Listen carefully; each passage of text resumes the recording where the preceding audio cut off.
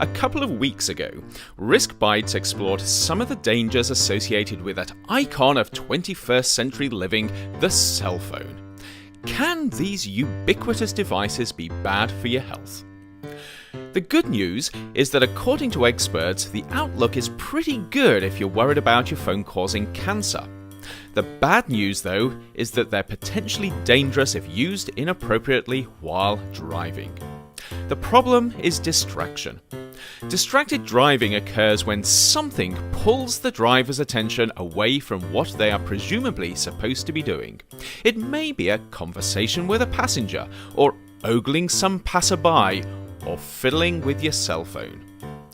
Researchers in one study found that in a driving simulation, cell phone users were more prone to rear-end collisions and unresponsive driving than subjects who had had a few drinks.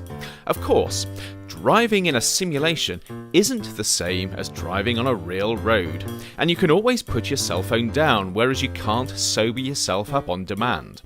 But there is growing evidence that things that vie for our attention while driving impact on our ability to drive safely. What about drivers who use Bluetooth or hands-free devices, though?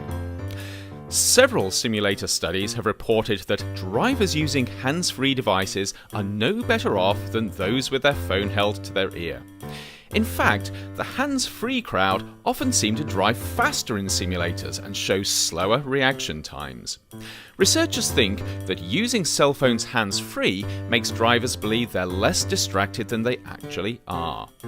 But this is in simulators. On the road, things get a little bit more complicated.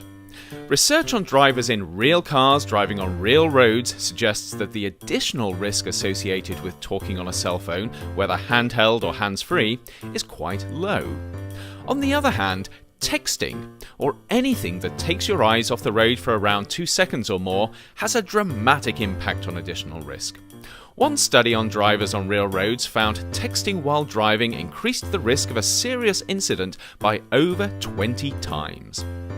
The bottom line is that cell phones can be bad for you if you let them get in the way of what you're supposed to be doing, especially if that thing is already potentially dangerous.